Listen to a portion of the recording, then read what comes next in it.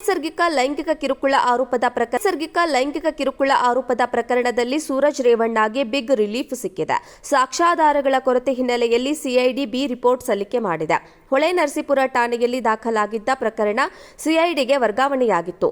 ಆರೋಪ ಸಾಬೀತುಪಡಿಸಲು ಬೇಕಾದ ಸಾಕ್ಷ್ಯಗಳು ಲಭ್ಯವಿಲ್ಲದ ಕಾರಣ ಜನಪ್ರತಿನಿಧಿಗಳ ವಿಶೇಷ ನ್ಯಾಯಾಲಯಕ್ಕೆ ಸಿಐಡಿ ಬಿ ರಿಪೋರ್ಟ್ ಅನ್ನು ಸಲ್ಲಿಸಿದೆ.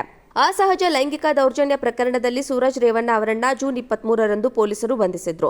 ಸಂತ್ರಸ್ತ ನೀಡಿದ್ದ ದೂರನ್ನ ಆಧರಿಸಿ ಹೊಳೆನರಸೀಪುರ ಗ್ರಾಮಾಂತರ ಪೊಲೀಸ್ ಠಾಣೆಯಲ್ಲಿ ಸೆಕ್ಷನ್ 377, 342 ಹಾಗೂ 506ರ ಅಡಿಯಲ್ಲಿ ಕೇಸ್ ದಾಖಲಾಗಿತ್ತು. ಡಿಜಿಪಿ ಕಚೇರಿಯಲ್ಲಿ ದೂರು ನೀಡಿದ್ದ ಸಂತ್ರಸ್ತ ಹಾಸನ ಎಸಿಪಿಗೂ ದೂರಿನ ಪ್ರತಿಯನ್ನ ಇಮೇಲ್ ಮಾಡಿದ್ದ. ಇಮೇಲ್ ಆಧರಿಸಿ ಸಂತ್ರಸ್ತನನ್ನ ಕರೆಸಿ ಮಾಹಿತಿ ಪಡೆದ ಪೊಲೀಸರು ಕೇಸ್ ದಾಖಲಿಸಿಕೊಂಡಿದ್ರು. ಇದಾದ ಬಳಿಕ ಸಂತ್ರಸ್ತನ ವಿರುದ್ಧ ಪ್ರತಿದೂರು ನೀಡಲು ಸೂರಜ್ ಹಾಸನದ ಸೆಂಟ್ ಪೊಲೀಸ್ ಠಾಣೆಗೆ ತೆರಳಿದ್ರು. ಅಲ್ಲಿಗೆ ಅವರನ್ನ ಬಂಧಿಸಲಾಗಿತ್ತು. ನ್ಯಾಯಾಂಗ ಬಂಧನದಲ್ಲಿದ್ದ ಸೂರಜ್ ರೇವಣ್ಣಗೆ ಜನಪ್ರತಿನಿಧಿಗಳ ಕೋರ್ಟ್ ಜುಲೈ 22ರಂದು ಷರತ್ತುಬದ್ಧ ಜಾಮೀನು ಮಂಜೂರು ಮಾಡಿತ್ತು. ನೈಸರ್ಗಿಕ ಲೈಂಗಿಕ ಕಿರುಕುಳ ಆರೋಪದ ಪ್ರಕರಣದಲ್ಲಿ ಸೂರಜ್ ರೇವಣ್ಣಗೆ ಬಿಗ್ ರಿಲೀಫ್ ಸಿಕ್ಕಿದೆ. ಸಾಕ್ಷ್ಯಾಧಾರಗಳ ಕೊರತೆ ಹಿನ್ನೆಲೆಯಲ್ಲಿ ಸಿಐಡಿ ಬಿ ರಿಪೋರ್ಟ್ ಸಲ್ಲಿಕೆ ಮಾಡಿದೆ.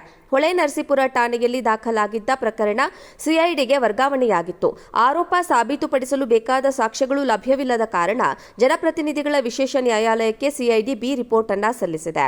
ಅಸಹಜ ಲೈಂಗಿಕ ದೌರ್ಜನ್ಯ ಪ್ರಕರಣದಲ್ಲಿ ಸೂರಜ್ ರೇವಣ್ಣ ಅವರನ್ನ ಜೂನ್ 23ರಂದು ಪೊಲೀಸರು ಬಂಧಿಸಿದ್ರು. ಸಂತ್ರಸ್ತ ನೀಡಿದ್ದ ದೂರನ್ನ ಆಧರಿಸಿ ಹೊಳೆನರಸೀಪುರ ಗ್ರಾಮಾಂತರ ಪೊಲೀಸ್ ಠಾಣೆಯಲ್ಲಿ ಸೆಕ್ಷನ್ 377, 342 ಹಾಗೂ 506ರ ಅಡಿಯಲ್ಲಿ ಕೇಸ್ ದಾಖಲಾಗಿತ್ತು. ಡಿಜಿಪಿ ಕಚೇರಿಯಲ್ಲಿ ದೂರು ನೀಡಿದ್ದ ಸಂತ್ರಸ್ತ ಹಾಸನ ಎಸಿಪಿಗೂ ದೂರಿನ ಪ್ರತಿಯನ್ನ ಇಮೇಲ್ ಮಾಡಿದ್ದ. ಇಮೇಲ್ ಆಧರಿಸಿ ಸಂತ್ರಸ್ತನನ್ನ ಕರೆಸಿ ಮಾಹಿತಿ ಪಡೆದ ಪೊಲೀಸರು ಕೇಸ್ ದಾಖಲಿಸಿಕೊಂಡಿದ್ರು. ಇದಾದ ಬಳಿಕ ಸಂತ್ರಸ್ತನ ವಿರುದ್ಧ ಪ್ರತಿದೂರು ನೀಡಲು ಸೂರಜ್ ಹಾಸನದ ಸೆಂಟ್ ಪೊಲೀಸ್ ಠಾಣೆಗೆ ತೆರಳಿದ್ರು. ಅಲ್ಲಿಗೆ ಅವರನ್ನ ಬಂಧಿಸಲಾಗಿತ್ತು. ನ್ಯಾಯಾಂಗ ಬಂಧನದಲ್ಲಿದ್ದ ಸೂರಜ್ ರೇವಣ್ಣಗೆ ಜನಪ್ರತಿನಿಧಿಗಳ ಕೋರ್ಟ್ ಜುಲೈ 22ರಂದು ಷರತ್ತುಬದ್ಧ ಜಾಮೀನು ಮಂಜೂರು ಮಾಡಿತ್ತು. ನೈಸರ್ಗಿಕ ಲೈಂಗಿಕ ಕಿರುಕುಳ ಆರೋಪದ ಪ್ರಕರಣದಲ್ಲಿ ಸೂರಜ್ ರೇವಣ್ಣಗೆ ಬಿಗ್ ರಿಲೀಫ್ ಸಿಕ್ಕಿದೆ. ಸಾಕ್ಷ್ಯಾಧಾರಗಳ ಕೊರತೆ ಹಿನ್ನೆಲೆಯಲ್ಲಿ ಸಿಐಡಿ ಬಿ ರಿಪೋರ್ಟ್ ಸಲ್ಲಿಕೆ ಮಾಡಿದೆ. ಹೊಳೆನರಸೀಪುರ ಠಾಣೆಯಲ್ಲಿ ದಾಖಲಾಗಿದ್ದ ಪ್ರಕರಣ ಸಿಐಡಿಗೆ ವರ್ಗಾವಣೆಯಾಗಿತ್ತು. ಆರೋಪ ಸಾಬೀತುಪಡಿಸಲು ಬೇಕಾದ ಸಾಕ್ಷ್ಯಗಳು ಲಭ್ಯವಿಲ್ಲದ ಕಾರಣ ಜನಪ್ರತಿನಿಧಿಗಳ ವಿಶೇಷ ನ್ಯಾಯಾಲಯಕ್ಕೆ ಸಿಐಡಿ ಬಿ ರಿಪೋರ್ಟ್ ಅನ್ನು ಸಲ್ಲಿಸಿದೆ. ಅಸಹಜ ಲೈಂಗಿಕ ದೌರ್ಜನ್ಯ ಪ್ರಕರಣದಲ್ಲಿ ಸೂರಜ್ ರೇವಣ್ಣ ಅವರನ್ನ ಜೂನ್ 23ರಂದು ಪೊಲೀಸರು ಬಂಧಿಸಿದ್ರು. ಸಂತ್ರಸ್ತ ನೀಡಿದ್ದ ದೂರನ್ನ ಆಧರಿಸಿ ಹೊಳೆನರಸೀಪುರ ಗ್ರಾಮಾಂತರ ಪೊಲೀಸ್ ಠಾಣೆಯಲ್ಲಿ ಸೆಕ್ಷನ್ 377, 342 ಹಾಗೂ 506ರ ಅಡಿಯಲ್ಲಿ ಕೇಸ್ ದಾಖಲಾಗಿತ್ತು.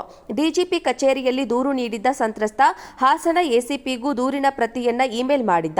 ಇಮೇಲ್ ಆಧರಿಸಿ ಸಂತ್ರಸ್ತನನ್ನ ಕರೆಸಿ ಮಾಹಿತಿ ಪಡೆದ ಪೊಲೀಸರು ಕೇಸ್ ದಾಖಲಿಸಿಕೊಂಡಿದ್ರು. ಇದಾದ ಬಳಿಕ ಸಂತ್ರಸ್ತನ ವಿರುದ್ಧ ಪ್ರತಿದೂರು ನೀಡಲು ಸೂರಜ್ ಹಾಸನದ ಸೆಂಟ್ ಪೊಲೀಸ್ ಠಾಣೆಗೆ ತೆರಳಿದ್ರು. ಅಲ್ಲಿಗೆ ಅವರನ್ನ ಬಂಧಿಸಲಾಗಿತ್ತು. ನ್ಯಾಯಾಂಗ ಬಂಧನದಲ್ಲಿದ್ದ ಸೂರಜ್ ರೇವಣ್ಣಗೆ ಜನಪ್ರತಿನಿಧಿಗಳ ಕೋರ್ಟ್ ಜುಲೈ 22ರಂದು ಷರತ್ತುಬದ್ಧ ಜಾಮೀನು ಮಂಜೂರು ಮಾಡಿತ್ತು.